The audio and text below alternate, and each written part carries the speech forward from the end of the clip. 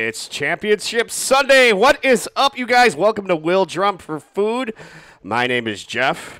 I will be your host for this evening's festivities. I gotta rub it in, Jay. I see Jay in the chat room. Jay, I'm sorry to see your Rockies go down 3-0. I was not expecting that.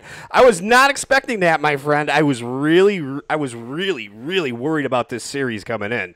Who do we got? It's a little light tonight. Who we got? We got Beats by Jay, all classic drum covers. Brandon Tanksley. I see Brandon's here. How you guys doing?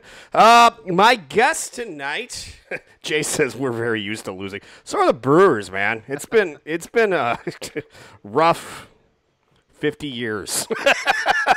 It's been a hard 50 years. Anybody could have a bad half century, though. It's possible. So, Cubs did it twice. Yeah, the Cubs did do it twice. If you could hear the other guy on the other end of the line, I got Mr. Kelly KMKanDrum with me tonight. He's actually not up in the video right now. You can't see him. But first, before I get going with Kelly, Kelly, Dodgers just scored, by the way, man. They just scored, all right. 5-1. Screw it. Let's just go right to the video. Kelly, how you doing, man? I'm doing good. How are you? I'm doing well. So let's start at the beginning. It's 5-2, man. It's 5-2. Nice. It's 5-2.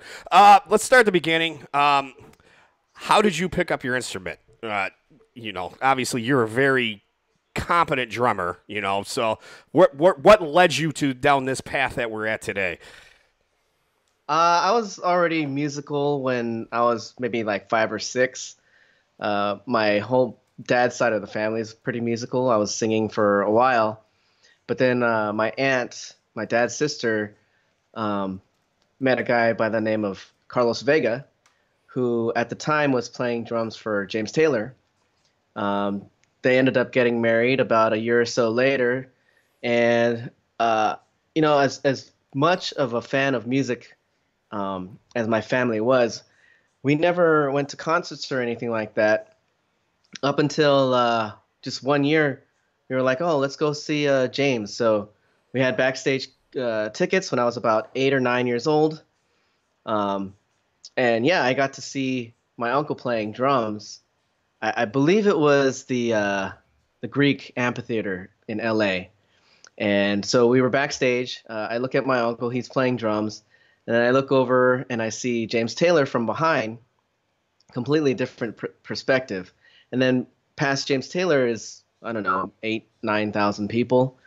And so the song ends and everyone is going crazy. And yeah, right about that time I was like, yeah, I think I want to try to do what my uncle does. So I went home that same night, and I raided the kitchen cabinets. I got a bunch of Tupperware and chopsticks and anything I could find just to start banging away. And for the next maybe year or so, I would just play along to songs on the pots and pans. And word got back to my uncle that I'd been playing drums, as you would call it. So he actually took me to Guitar Center in Hollywood and bought me my first set. It was a Pearl Export Cherry Red, this bright thing. I didn't even have cymbals. It was just drums. And I played just the drums for maybe 3 or 4 months. And then he actually got me cymbals later on. So it was weird the way that he sort of taught me. It was like paying attention to just one drum at a time and kind of going in stages. But it was pretty awesome just to have that kind of perspective, someone that was really close in the family line to be a professional. And, anytime I had questions or whatever, I could bounce things off of them and whatnot. But yeah, I started really playing drums when I was maybe 10 or 11, and then got into the high school jazz band. And from there, I started playing in bands and whatnot. And yeah, the rest is history. I've been playing for close to 30 years now. So you said he started you off on like one drum at a time. Now, did he kind of just get you started and then leave you to do it on your own, or was he kind of really involved with your playing throughout your whole time, or Yeah, he was on the road all the time. Right. Yeah. So the thing, Uh-oh. I think way he carried himself, his work ethic. You know, he would be watching TV and, you know, doing single strokes on the practice pad, watching TV. And I mean, that was him all the time. He was an amazing drummer, but he never stopped doing the basics. He never stopped learning. And it was weird because I kind of didn't go that route. Like, I just like to play the records. I didn't like to learn how to read or anything like that. I basically had natural talent. The first time he actually sat me on his drum set, I could play beats already. So it didn't really come too difficult to me. And on the one hand, it's a blessing because you can automatically already play beats. It's not hard like the chord. And I've taught a little bit. And when you're trying to teach somebody who doesn't have any coordination, who's a beginner, it's really, really frustrating. It can get frustrating. Hard. It's very hard. Very so, hard. Yeah. So, you know, I could play beats right off the bat. So on the one hand, that was great. But on the other hand, it kind of was like I didn't like work hard to get to that next level. So although I feel like I'm pretty good, I could be way better. I'm very similar to you in the fact that, excuse me, it just came really easy. Like, I'm the same way. The very first time I sat down on a drum set, I could play, you know, because I would sit and literally sit in front of, I think we're kind of around the same age. We were coming up right around the same, MTV was popular, and I would sit in front of my television downstairs, and I would line up catalogs of different thicknesses, and that's like how I learned to play drums, you know? So all I had to do was get the coordination down a little bit, and I could instantly play a beat. And I think I was kind of lazy because of that. Like, I didn't have to work hard on it. I didn't have to work hard on it. It came so easy to me, you know? Yeah. So I don't know if everybody's aware, like, what a heavyweight your uncle was in the LA studio scene. I mean, look, Jeff Porcaro, like, kind of like really looked up to him, is from what I've heard. You know, were you ever around any of that? You know, like Christmas parties or whatever. I mean, anything like that, or you know, not Jeff Porcaro, not Vinny Caliuta, but James Taylor would James. And some of the band would come. Arnold McCuller, his longtime backup singer, Jimmy Johnson, the bass player. Some of the other singers as well would all come for Thanksgiving dinner, and we would all have Thanksgiving dinner at their house in La Cañada. So I've met James a few times. I've met Jimmy a bunch of times. I think I've met Michael Landau once or twice, and another one of my uncle's best friends was a percussionist named Lenny Castro. He's been on Fleetwood Mac tours. He's been all over the place too. So, I've been around like a lot of heavy hitters, but not the other drummers. The other drummers kind of would do their own thing during the holidays too. So never really got to meet those guys. So no lessons or like just try and throw my nephew a drum lesson or anything like that, you know. Yes, you never know. You know, like you hear, like, you know, like you ever hear like Josh Freese was like around all those guys. Did you happen to know? Because like, did you happen to know him around that time, or was he was kind of coming up in the LA scene at one time? Probably around the early '90s, I'm guessing. Yeah, I think he really broke out with the Vandals, and one of my bands who was actually trying to work a deal with Epitaph Records, we used, I forgot the guy's name, but he was the same lawyer as the guy from the Vandals, who actually has a really big entertainment law practice in LA. He was our lawyer, and he actually screwed us over on our deal because everybody that goes to Epitaph signs this entry-level contract. But my guitar player worked at Epitaph, so he knew, you know, 9 out of 10 bands got screwed off of that contract. So he wanted a little bit too much. The lawyers saw that. They kind of pushed it and tried to get as much as they could. And Epitaph budged. They really wanted to sign us. But for some reason, we were taking too long, and this other band called The Refuse came around, and they basically said, and Refuse was like, oh, we'll sign that deal right away. Right. So they signed the deal. They put all of their effort into them instead, and the rest is history. But yeah, we used the same lawyer as the Vandals, and Josh Freese was like their main drummer. He also did yeah, he did a bunch of stuff, but I never crossed paths with him. But like my cousin, my uncle's daughter, she got lessons from Chad Wackerman, and I think she was the merch girl for Steve Gadd whenever he did gigs. So, you know, the one degree of separation. My cousin's also an amazing drummer too. What was the LA scene like at that time? I mean, I gotta imagine the competition level was just through the roof. I mean, how hard is it to get gigs? How is it hard as a new band? How do you even break into something like that? You know?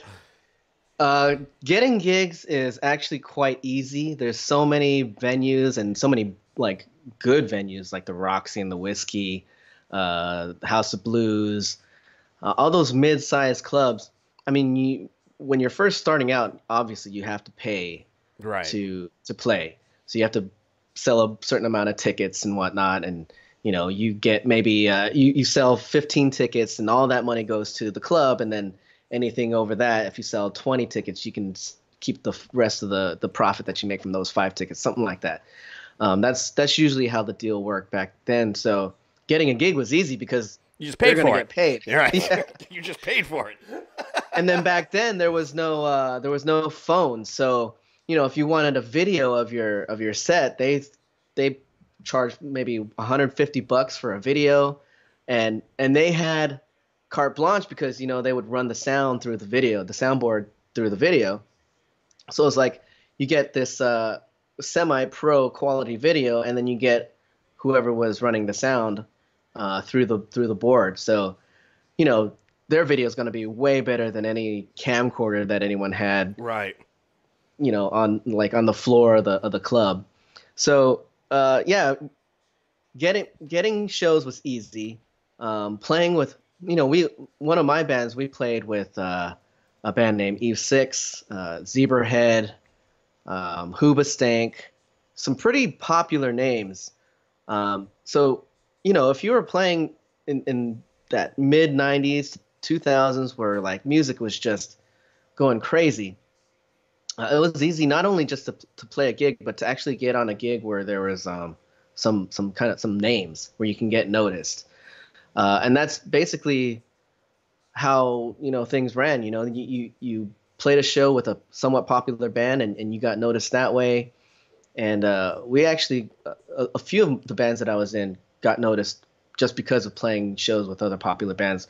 The band that I was playing, that we were trying to get a deal with, Epitaph, we played with pretty popular punk bands like NoFX, Lagwagon, and some other. There was a band called RKL.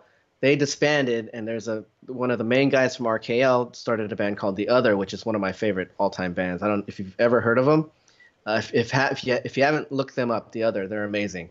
But yeah, we got to play with them, and that's how we got in touch with Epitaph, is by playing these shows with these popular bands. So it's competitive, yeah, but if your band is good enough, you'll get noticed. You just got to be good, yeah. I mean, one thing now I don't know what it was like out there, but in my area, the Midwest, yeah, there was a lot of bands. There's always a lot of bands, you know. But there was in the town I was part of, which was Milwaukee. There was like 5 bands, right? There was like 5 really good bands, and then the rest of the bands just sucked. They weren't that good, you know.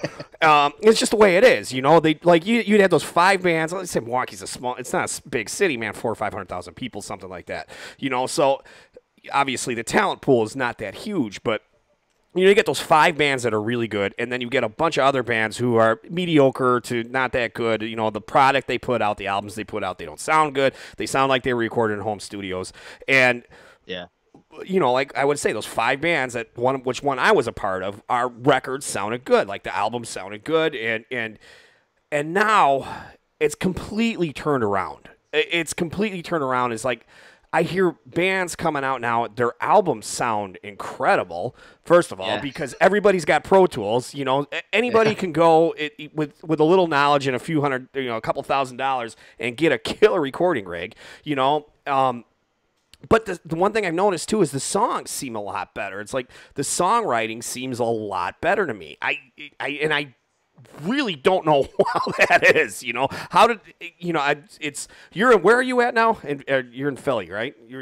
I'm in Philly. Yeah. You're East Coast now. Yep. I don't even know what the scene is. Are you part of it anymore? I mean, or are you pretty much done? Not really. Yeah, yeah. I mean, Philly is so niche. They love their jazz, they love their metal, and they love their R&B and hip hop, and there's really nothing in between.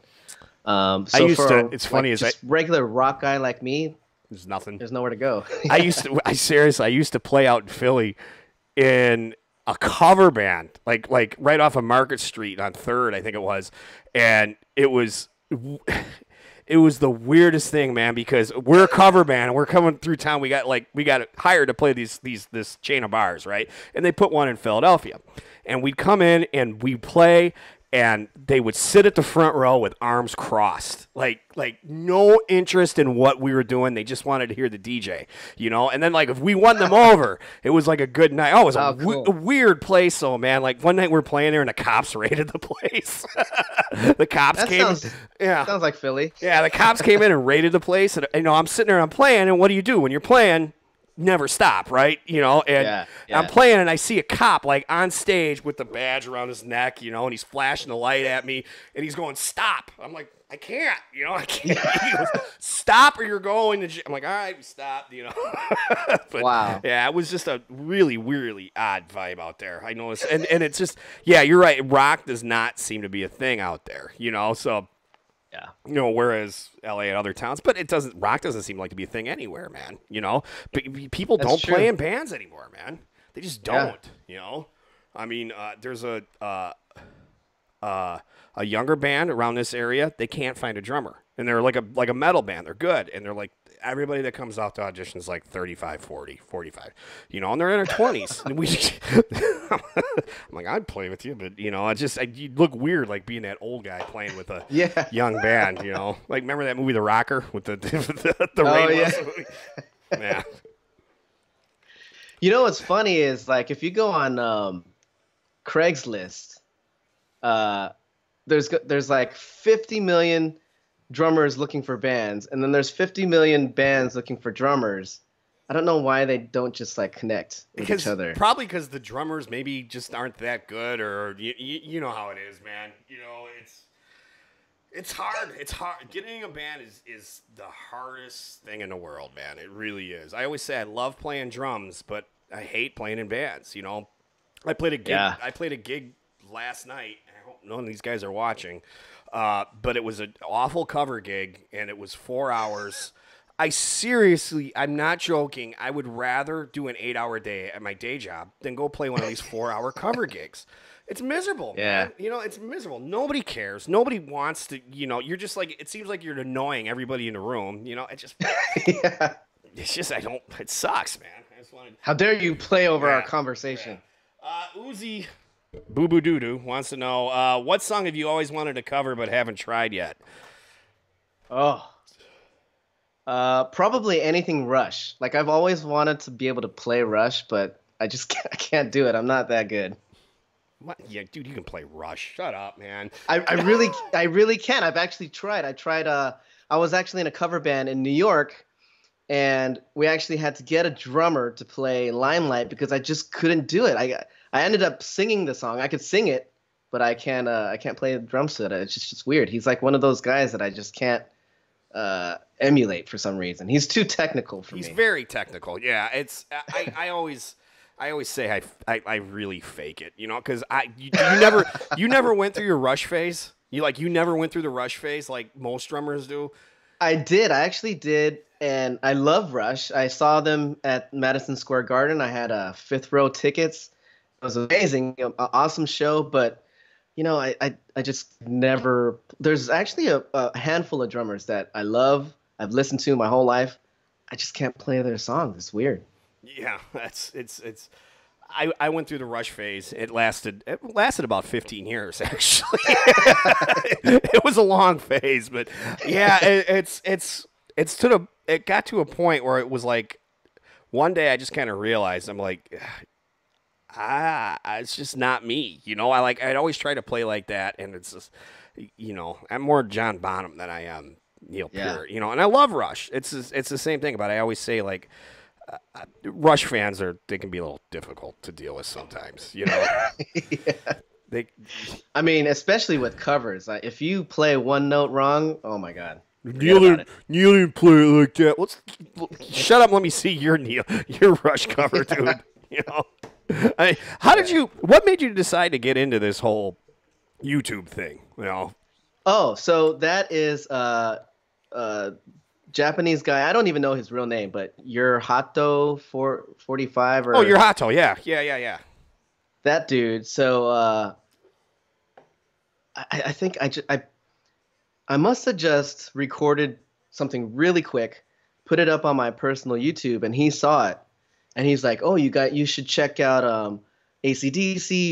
You should check out the Drummer's Den." And I was like, "Okay, cool." So I looked him up and saw this whole community. I had no idea. Like, I tried to shy away from YouTube. Just when it first came out, it was just a bunch of dumb videos with a bunch of dumb comments, and it took me a long time to warm up to YouTube.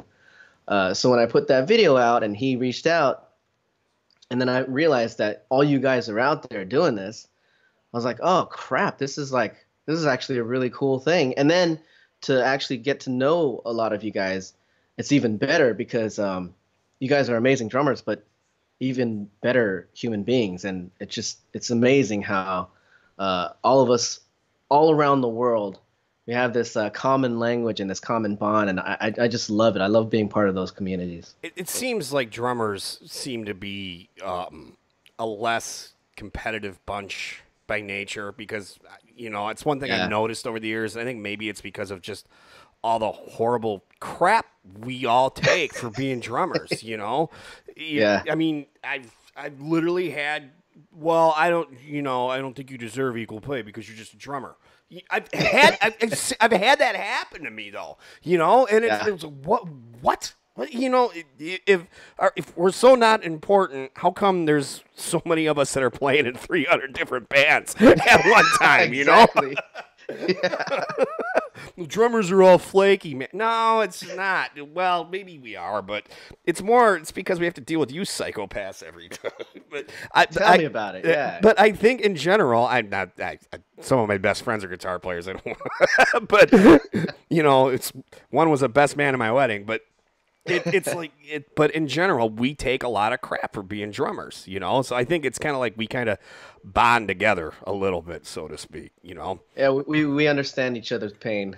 What was the first video you did? Because it was the first one I saw of you. I can't remember what song it was.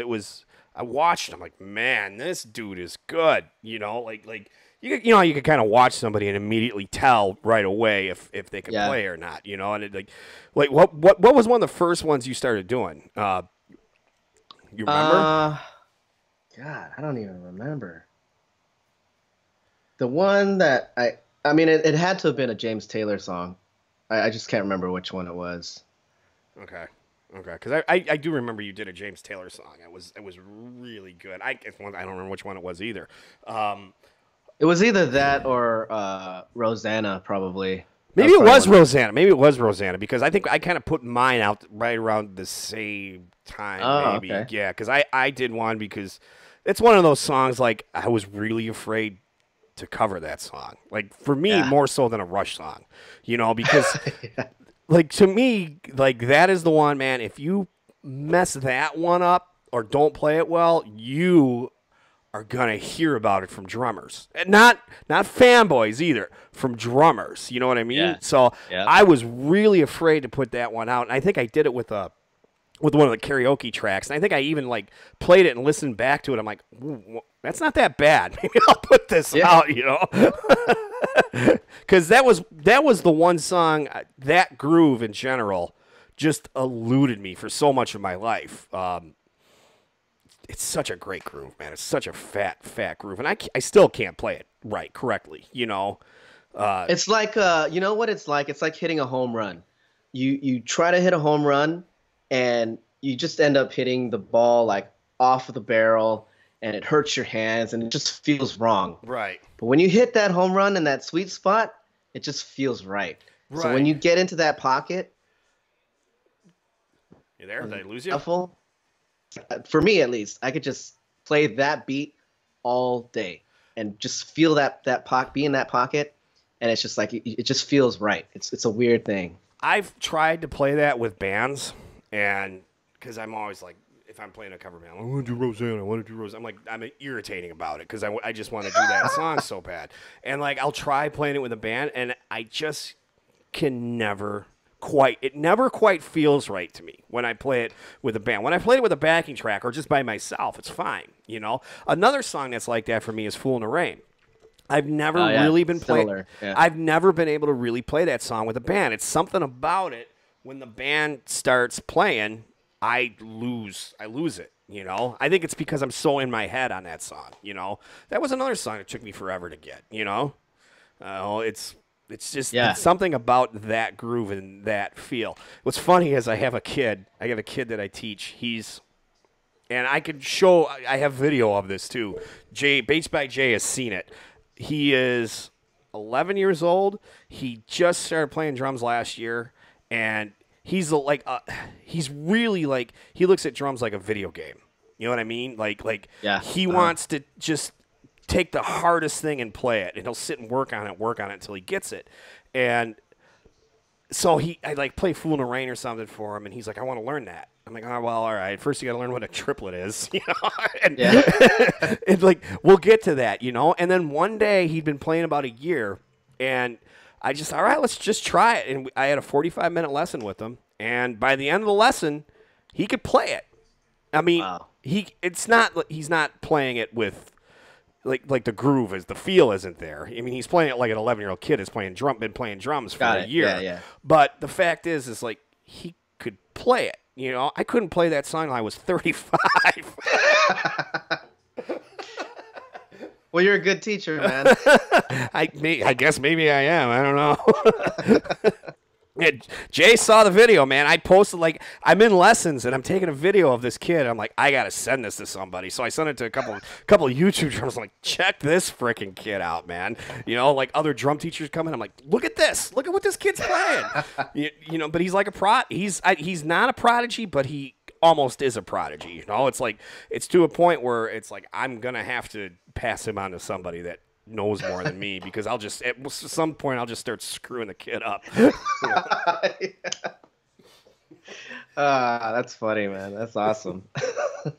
So you've tried teaching?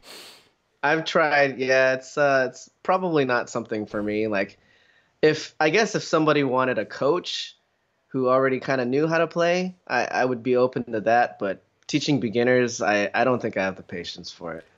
Do you have kids? I'm actually, my wife is 20 weeks pregnant today. So. All right. Okay. So at about about a year, you'll have the patience. You will. You'll have the patience. Having kids makes a big difference. You know, it does. It takes a lot of patience, because I got some like little kids, like 7 or 8. It's like, you know, and I teach it like a School of Rock type thing. So it's a 45-minute drum lesson, man. So sit in a 45-minute drum lesson with a 7-year-old sometime, you know. It's lots of YouTube. It's lots of YouTube videos. They eat that stuff up, I bet. They do. It's weird because kids, like I said, I don't know if you're seeing it because you're not really playing much, but it's weird how I even think like the YouTube phenomenon a little bit with drummers. I gotta ask everybody this too. Now obviously there's 12-year-old prodigies on YouTube, 11-year-old prodigies that can just rip. Now, being around, you know, when you were young, YouTube didn't exist, right? I mean, this wasn't out there. Yeah. Now, do you think, as a young drummer, if you would have saw some 11-year-old kid ripping out some crazy just linear fill or just crazy just nuts drums where there's nothing you can do to touch what they're playing, would it have discouraged you, or would it have motivated you to work on that kind of stuff? Oh, that's a tough question. I probably I don't consider age really a factor when it comes to playing. Just because like if I when I heard things that I couldn't play, like a good example is Tool. They were like one of my favorite bands growing up, and that guy played stuff I couldn't play. I still can't play today, but I tried. I still tried to get to that point. And to me, I don't think it matters how old you are. If you're playing something that is blowing me away at that age, or whether I'm 40 or whatever, uh, I think I would want to at least figure out how they did it, and try my best and see if I could do it. And if I can, I just tip my hat, I guess. Yeah, So I think it. go ahead. Go ahead. Sorry. You go ahead. You go ahead. You go first. You're talking. Yeah, I just think I wouldn't be discouraged at all. I just probably because I have a little bit of confidence in knowing that I'm decent enough where, if I'm not, some virtuoso and some 11-year-old is playing better than me, I'm still pretty good. I should still be playing. That's a good way to look at it. I think it probably, for me, I think it probably would have motivated me a little bit, because when I grew up in a really small town, right? And when I was 14 or 15, I was it. It was me. It was like I was the dude, and there's guys playing in bands who have been playing 20 years. I'm like, I'm better than that guy, and it's not like I was being cocky. I really was better than that guy, Yeah. So I'm like, I just kind of thought like, this is easy for me. I don't have to work at it really hard. And I know I frustrated the hell out of a couple drum teachers. I know I did, because I just didn't work on what I should have been working on, Kind of lost my train of thought there. It happens. It happens. Still 5'2", by the way. Damn it. Yeah. It's it's gonna be a Brewers LA NLDS. I mean, there's a championship series. There's no way. Yeah, Atlanta's not coming back. No, Atlanta's not coming back. They win it. I fully expected the Brewers to lose tonight. I fully expected them to go into Colorado night and lay an egg, and they shut them out, man. I can't believe it. I'm really happy, actually, because this doesn't happen. Like, Dodgers fans, you guys are used to this. Like, you're used to at least getting there, Yeah. Oh, yeah, it was a heartbreaker last year, man. I still don't like talking about it. Yeah, you beat the Cubs. That's all that matters to me. It was. Yeah. I hate the Cubs, man. It's like around here we have a Chicago complex. We have a huge Chicago complex because Chicago being the bigger city to the south, and they got everything, and it's like we got nothing. We got nothing, but yet they all want to come up here. So I have a huge Chicago. I hate the Cubs. Like my Facebook picture last year was Clayton Kershaw. Nice. So that's awesome. Well, let's go over your equipment a little bit. What are you using for recording? And let's start with your drum set, actually. Okay, so I actually inherited. My uncle passed away in 1998, so I inherited two sets. Both of them have been around the world. They've been in studios.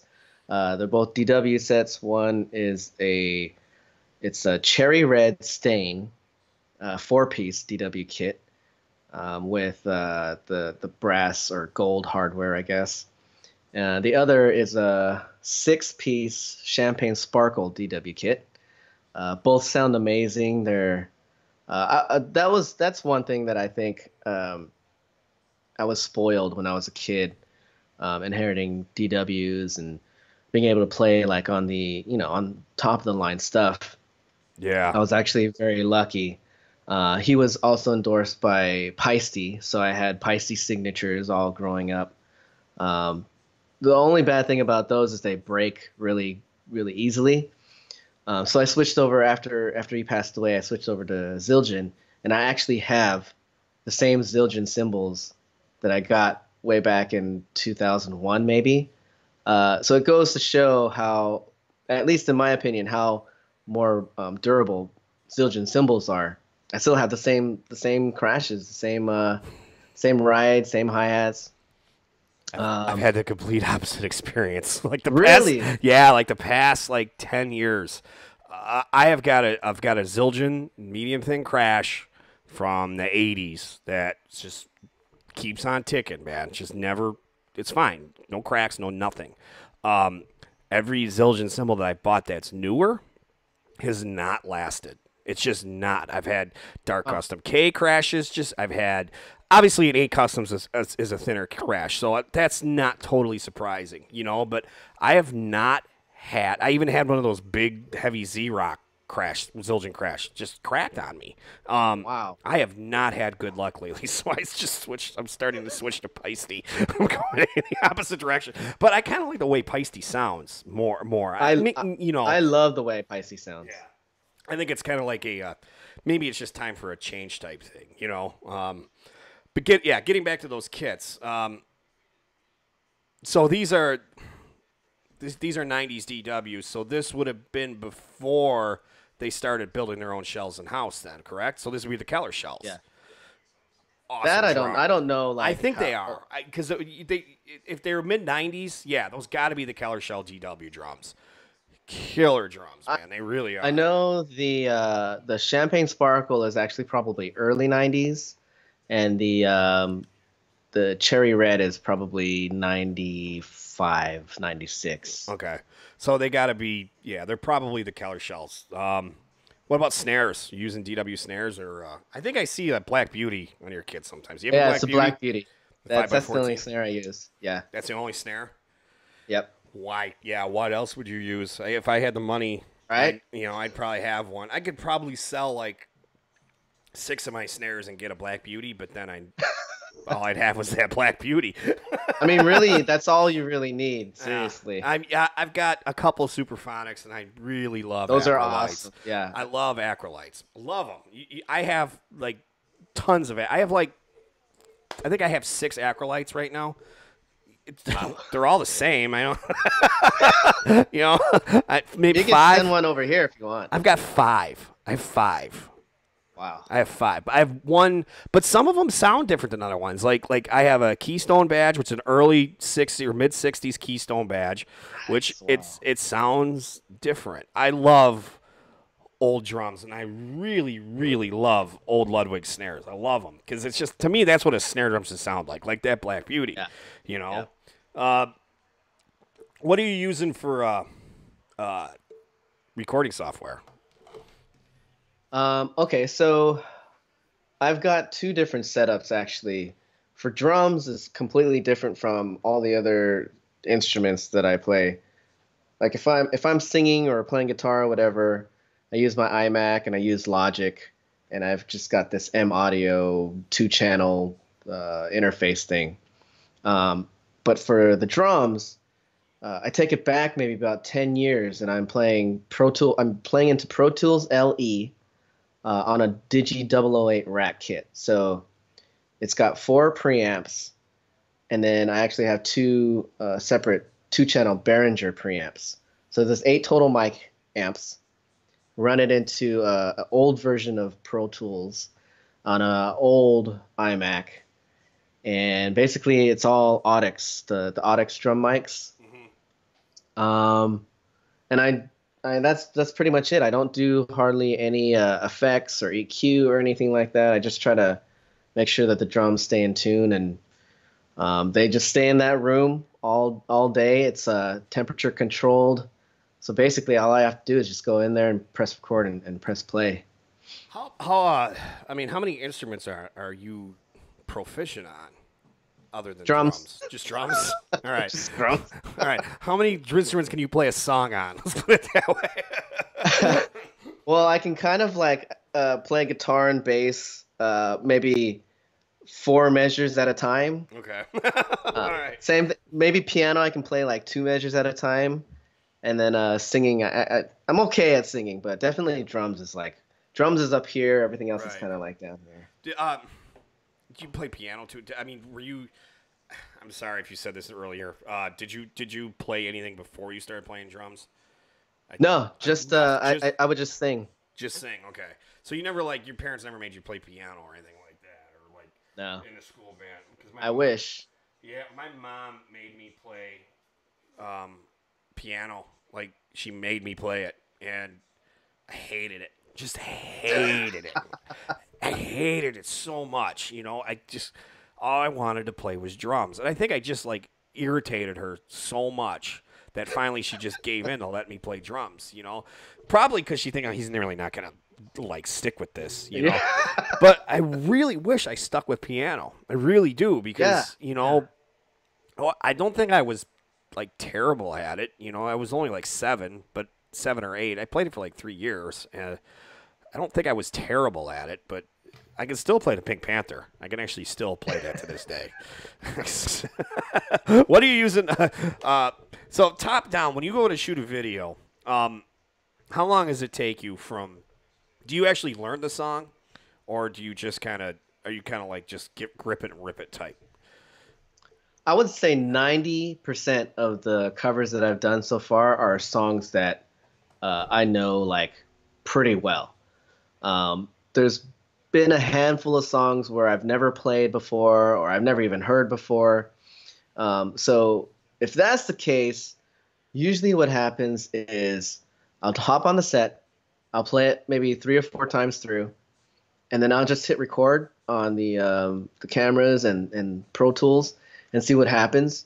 Sometimes I'll get it in 2 or 3 takes. Sometimes I won't get it for 20 or 30 takes. It really depends. It's I don't know what it is. Okay. What all right. Getting back to the kids playing with bands. Now, this is probably a really tough question. What do you see? How can, you know, the older guys, how can we start to push some of the younger drummers in this community to not necessarily get off YouTube, because YouTube's great, you know, but get out and start interacting with other people, man, because I think we're kind of losing that a little bit as drummers, kind of. You know what I'm saying? Yeah, totally. It's so hard because it's not just drums and it's not just music. It's life. I know. People are staying in the house. You know, like if you watch TV, you'll see a commercial for guys. This company called Hims or something like that, where you can order stuff for erectile dysfunction or hair loss, and it comes straight to your door. You don't have to go to a doctor. You don't have to go out to the pharmacy. I mean, that's like life now. Everything is just coming to you instead of you going to it. And how do you stop that? Like, it's crazy. I don't know. By the way, the Dodgers hit a 2-run homer. It's 5-4 now. Awesome. I'll just keep you up to date. I'll do my best Vince Scully. Oh, yeah, there you go. Well, here, because like I said before, it's so hard to get kids. I'm afraid we're losing rock in general, man. I love rock and roll, and for rock to continue, for that kind of, and I don't think it's ever going to completely die. You know, just like jazz went from the popular music at the time to it's always going to be there. But I think you're losing it. You know, like kids used to get in bands and get into a garage and play, and it was music to piss your parents off or scare your parents with. You know, you play punk, right? I mean, you play punk bands. I did the same thing. I played in kind of like hard rock, you know, kind of punkish metal bands. You know what I'm saying? And it was kind of a thing to scare your parents. And now parents are taking their kids to music schools like the one I teach at and say, teach little Johnny something off Ride the Lightning, you know, Fight Fire, like a Rain in Blood by Slayer. I want him to learn that song. You know, it's really, everything is just so whacked out and crazy right now, man.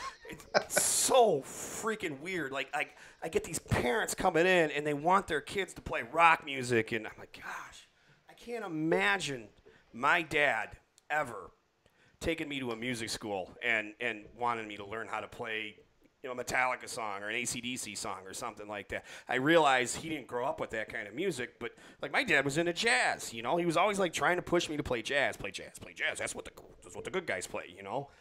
Yeah. So, little segue. I've got a video I want to play by Gigi, TB drummer. We were talking about her Dream Theater cover, right? Which is Incredible. Okay. Well, Sure is.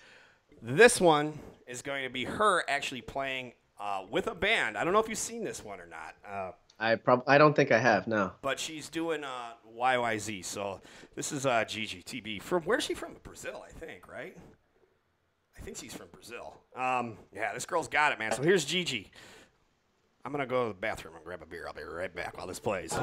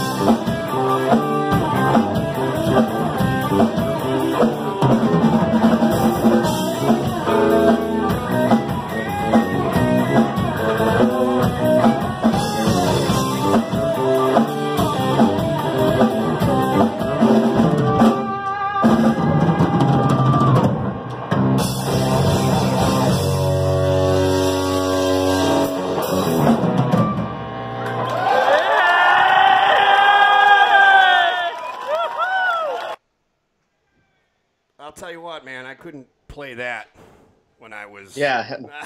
when I was her age. Oh my God, no way. She's good, and she's got speaking of, dude, you guys are tied. It's tied. Oh my God, it's tied. awesome. It's 5-5.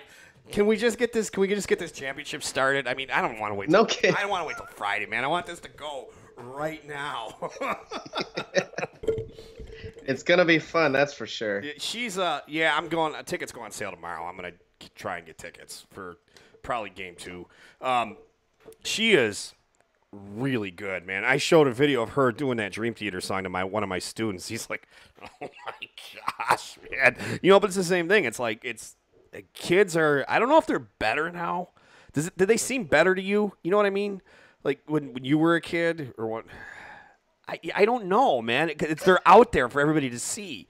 I assume it's back 15. I imagine that for every GG, there are 100 kids that are struggling to figure it out. Thousands, tens of thousands. But the ones that are really good, they get out there and you see it. And like I said, that might have kicked me in the butt a little bit when I was a kid, because I just thought, man, I'm better than everybody. I thought I was just better than everybody, and then when I got like into some real world situations, I realized I wasn't as good as I thought I was, Speaking of real world situations, I mean, you were in that punk band coming up, but you've done a lot of just touring and recording over the years. Can you just kind of elaborate on some of that stuff? Because I don't know how weird you are about this, because like I sometimes I don't like to talk about this stuff, because I think like people think, well, you're lying or something. You know what I'm saying? I don't want to like come off like I'm bragging about stuff, but I've done some stuff that was successful, and I think you have too. You kind of at least got what you say to the minor league level, or I got to AAA. If I was playing baseball, minor leagues, I could say that. I always say that. Hey, man, I got to AAA. It's I got close. Never made it to the show, but I sniffed it. But you kind of went. You've been on a road. You kind of done some of that stuff, Yeah, I mean, I've got some crazy stories. Just different people that I've recorded with, tour stories.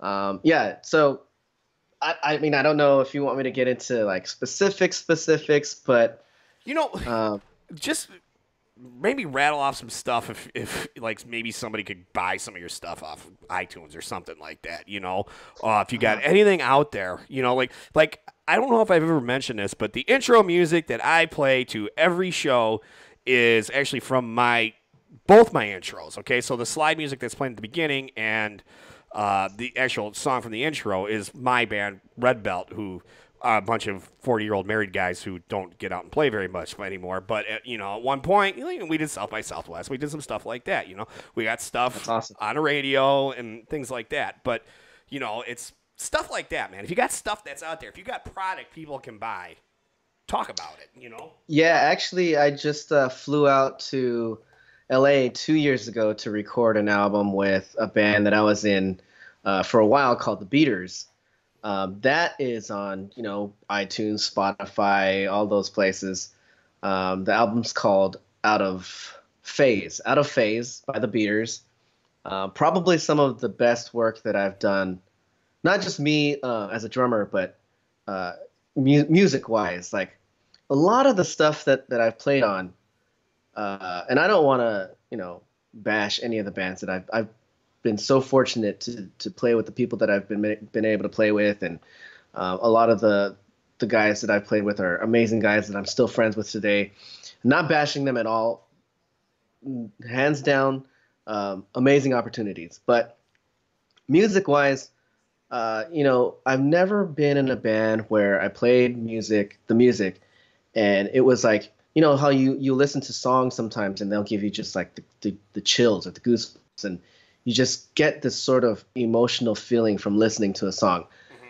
I never got that playing in any of the bands that I played with before, up until this last record with the Beaters. And there's actually maybe 4 or 5 songs off of this album where I legitimately get chills. And it's not because of anything that I do. It's because of the music. It's good songs. Yeah, great songs. So, that's one record, I think, if anyone wants to check out my stuff and something that I'm on, check that one out. That's a pretty good one. That's probably the best representation of your playing, just so to speak. Well, you know, that just for just good old fashioned rock. You know, for maybe 15 years I was playing punk, and the known is this band called Oscar. They were on Epitaph Records. Their last album is called Idol Will Kill. So that's easy. You could find that easily. It's all over the place too. So I did half of that record. I actually started as the drum tech. The drummer for Guttermouth, his name's Ty Smith. He played on the record, and on a good 6 or 7 songs, the other two dudes, Devin and David, didn't like the way that he was playing the drums. He was on top of the beat or in front of the beat all the time, and there were some songs that they wanted someone to be behind the beat, which I'm usually more of a laid back guy. I'm usually behind the beat, even in punk. So they actually hired me to play those songs. It's probably kind of rare, actually. Yeah, it's probably kind of because just in general, punk drummers are hyper dudes, you know, and it's. Oh, yeah. I'm a hyper dude, man. So I'm an on top of the beat player. Like I really got to work to play. I got to work to play to just get that laid back sound, you know. Sorry, keep going. All right. Yeah. So they hired me to play about 6 songs on that record. It's on Epitaph Records. They've since long stopped playing, but you know, you can find it on all those digital places, iTunes and Spotify and whatnot. So a good representation of my punk drumming would be that record, Oscar, Idol Will Kill. And probably the best stuff that I've ever been on is this newest record with the Beaters. Okay. Was that on a label, on an indie or anything? Like, is it just completely independent release? Totally independent. Actually, the main songwriter, he's in another band called Saint Cecilia right now, and they're actually making some waves in LA, and they have a publisher. So he's actually kind of we're riding off of Saint Cecilia's coattails and using the same publisher. So hopefully some of that stuff will be on commercials or whatnot. We'll see. Just trying to sell it, yeah.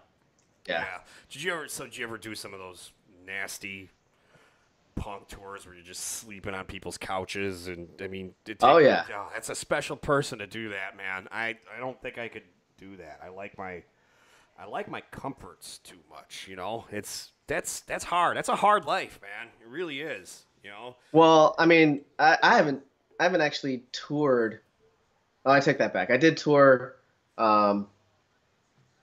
last year with a band. I did a small California tour. And we were sleeping on couches and stuff like that. Same with me, you know, like I have a pretty awesome house. I love my house. I love my my fancy bed and all of that stuff. But privacy. Once in a while, you gotta get back in there with the guys. And I mean, it was some of the most fun I've had in a long time. Just like, hanging out with the guys and playing stupid shows and whatnot. Yeah. I like my comforts, man. I talked about that bar we played in Philadelphia, but it was like we were playing. It was such a sweet gig because we go around and we play all these bars, this chain of bars in all these towns. So we'd be like Columbus, Ohio, Philadelphia, Pittsburgh, Minneapolis, and like they'd fly us out. They'd pay for our plane tickets, and they'd put us up in like nice hotels, like I'm not even saying how like Hyatts and Sheratons and things like that. So we'd stay at really nice hotels.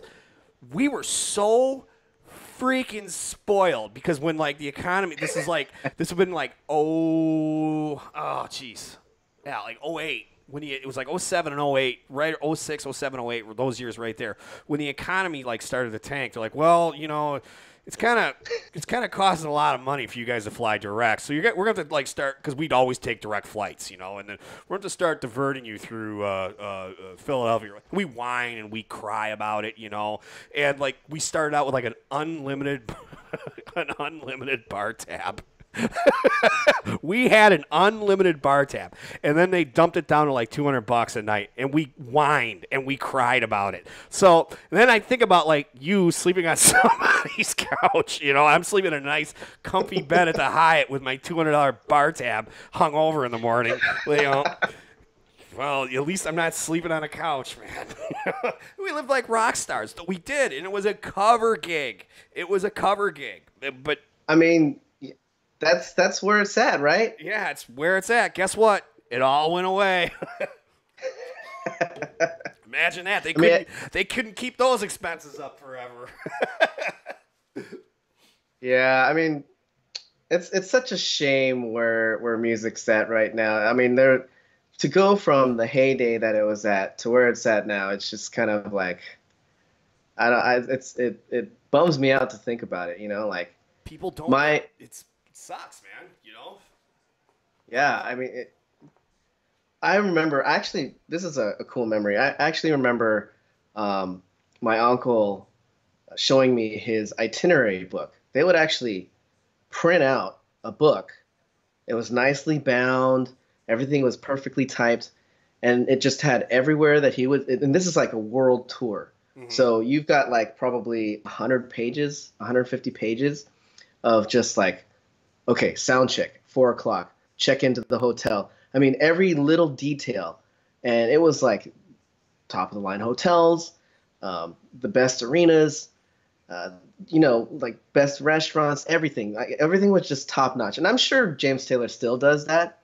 But that was like every band back then was doing it like that. Yeah. Now, I mean, it's so rare. It's not like that anymore, man. It really is a shame. It's people music. I think music became too available. I think, you know what I mean. Like when I was a kid, to get an album, if I wanted to get an album, I'd have to save up my money, you know, and if I didn't have a ride to the record store, I'd have to ride my bike, and then that's not even a guarantee they're going to have the album I want, you know, and you know, come home and it was like it wasn't available, and it was more valuable then, I want to say, you know. Totally. I don't think music is as valuable now because all you got to do is log on your computer, pop open your phone, and you can listen to any song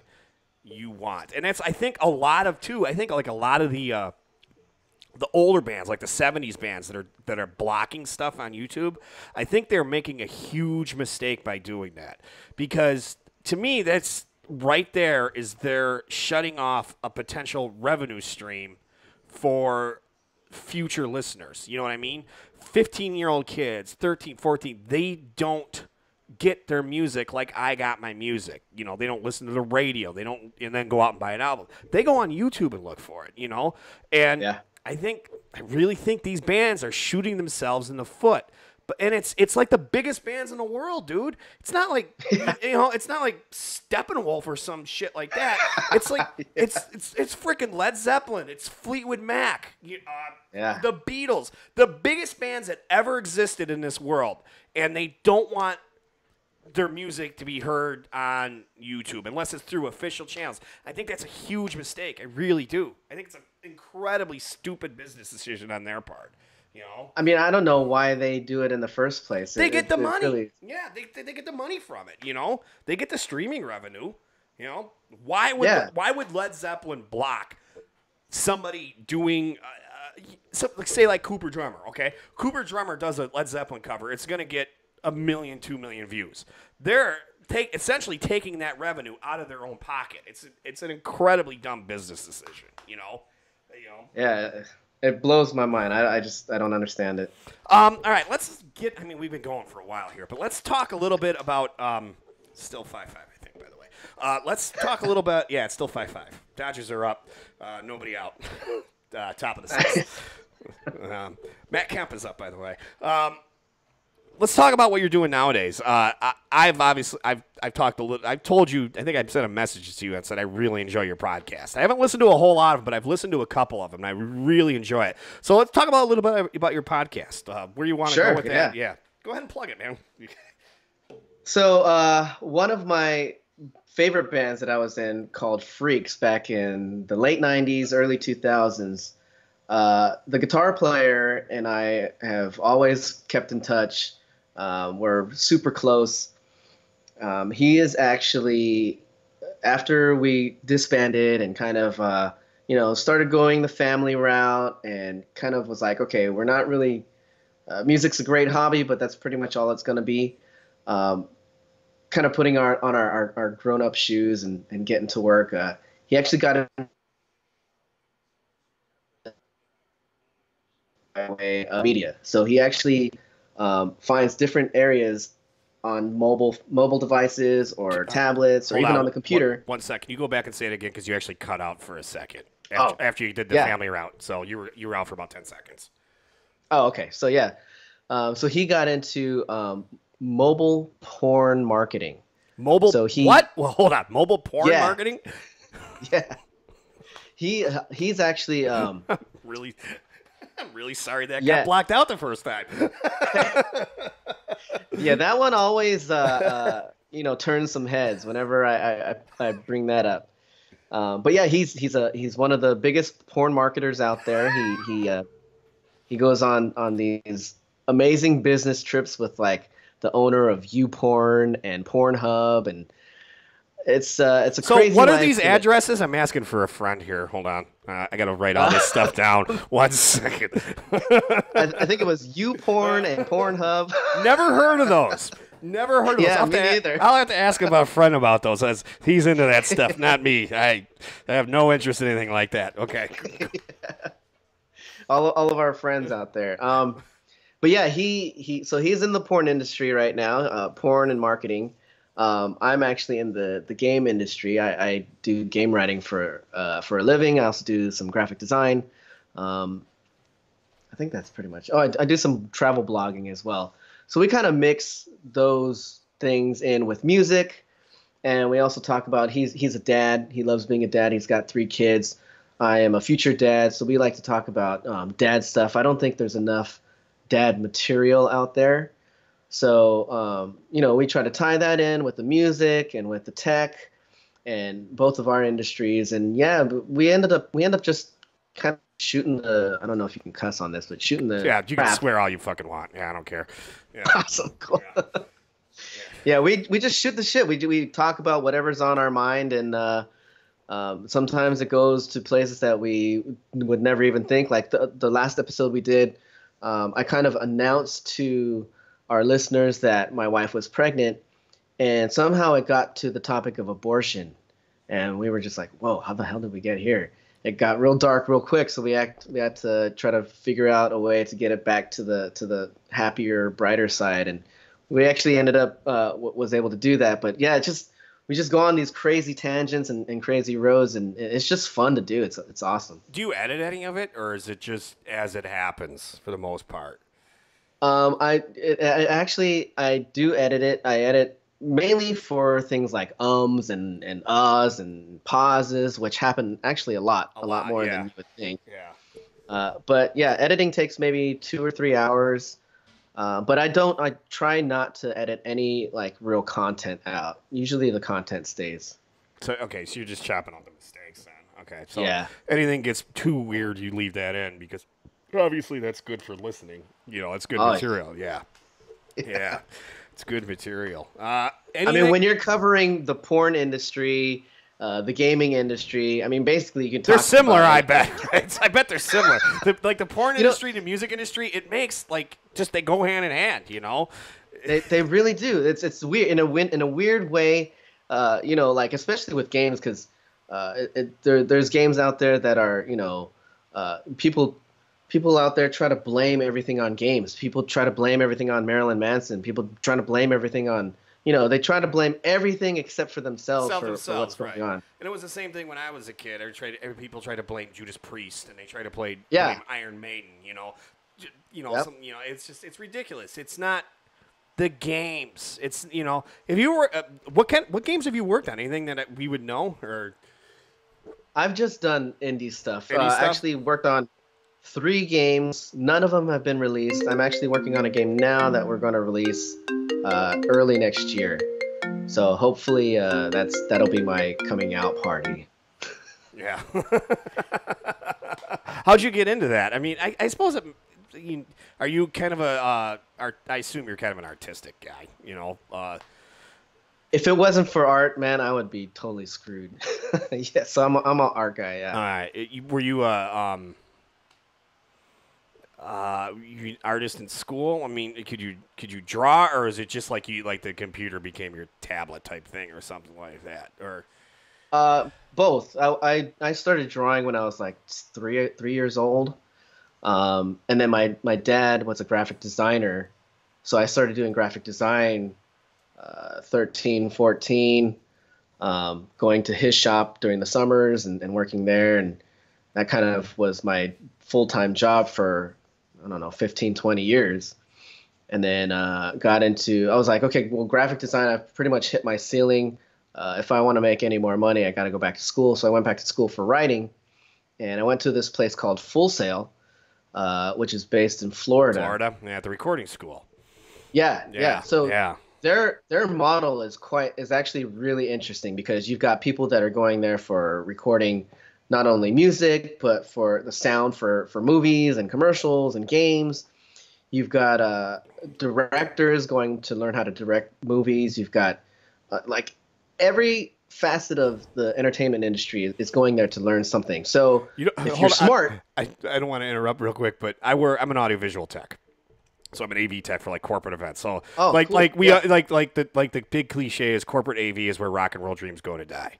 And and we call all those guys that come out of like Full Sail and all those we call it AV school, because it's where a lot of them end up, you know, because it's it's a really hard industry to get a job in, man. It really is, you know.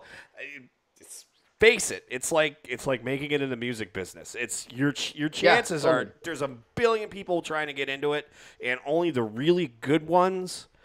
And I think that's probably more talent based than even the music business. You know, is you got to be really good at what you do. You know. Sorry, go ahead now. Yeah. Okay. I totally agree with you. I mean, to me, like, I was already an artist. I was already a writer.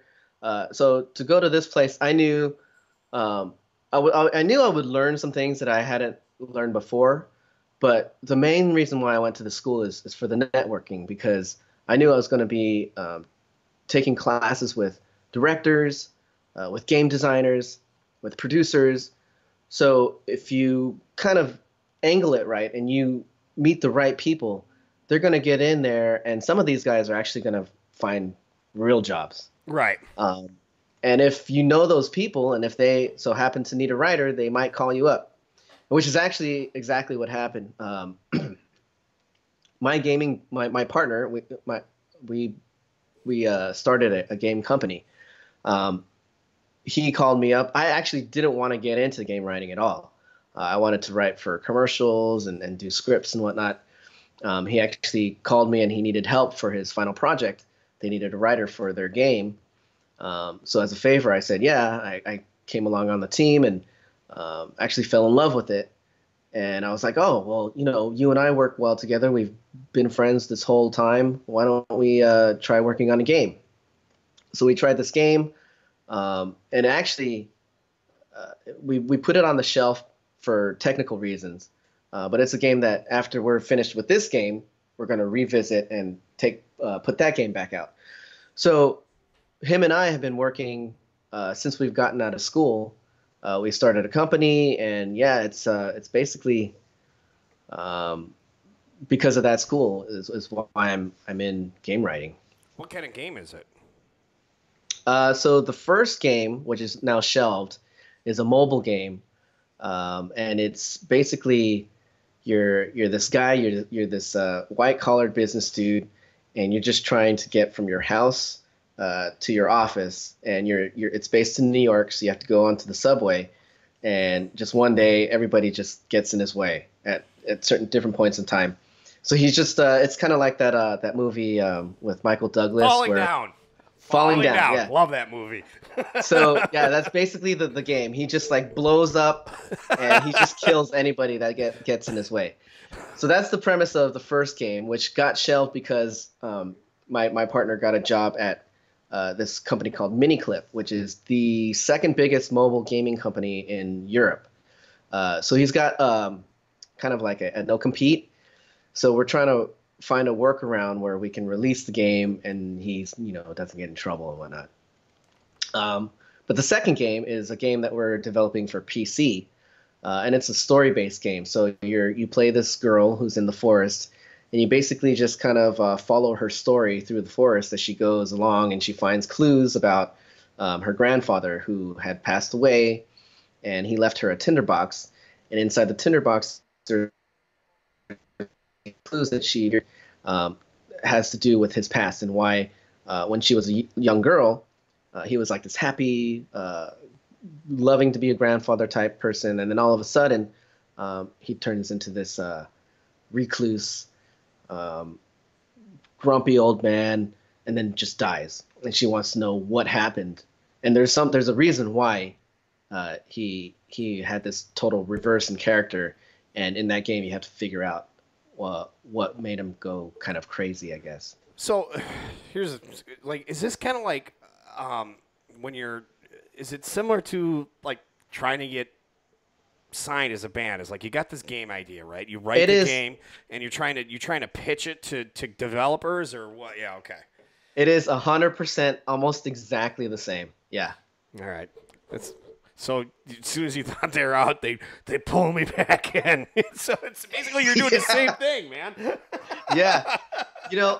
The only thing is now I'm more, I think, equipped and more experienced when it comes to those types of things. I've learned that like when you're a kid, you don't think about all of that stuff. You just think that the fame. That's all you want is the fame. That's all you want the fame, and you think that the music is good enough. It's just about the music. The music will get you there. The music doesn't mean shit. Yeah. Exactly. Now it's all about your marketing. It's all about your game plan. And if you can convince somebody, yeah, I think I want to put a little bit of money behind that. Yeah. I mean, that's all it really takes. So yeah, the game is a good game, but I've learned along the way that the people that you meet and the people that you hold close to you, it's gonna sound shitty, but they also have to do something for you, because I always love to do things for my friends whenever I can help.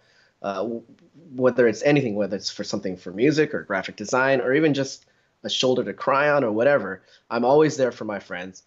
And I know that it's not like a scratch my back, I scratch your back, but it's just like the thing to do. Like if I need help with this game, I never ask for help. I always try to do things myself. But this one time I'm going to need your help. So I have a bunch of friends that are in marketing. My friend who's in porn marketing, he knows a lot of people in regular marketing. And I'll probably be asking him for favors. I'll probably be asking a lot of people for favors when this game comes out. And these are not just like your average people. These are actually people who are business people, who are in that type of industry who can actually help me out. And you never know. That's the thing, man, is you never know, like, as the years go by, who's going to all of a sudden be a player. You know what I mean? It was like my old band, we had this guy who literally was just a fan.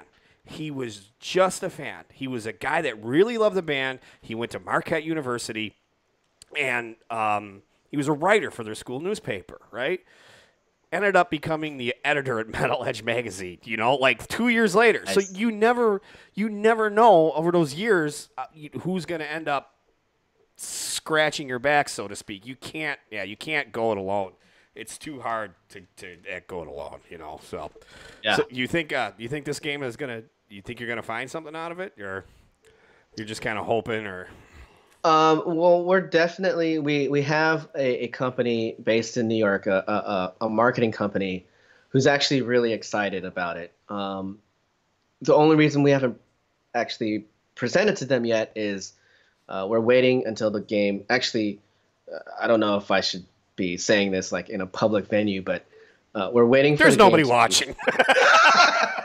There's nobody watching. You're good. So yeah, okay. So, we want the game to be done, because the more ready the game is, the more chips we have on the table, like on our side. if the game's not done and we present to them, they're going to be like, okay, well, you still need this, you still need this, you still need this. That's going to cost money. That's money out of our pocket. We want more in return.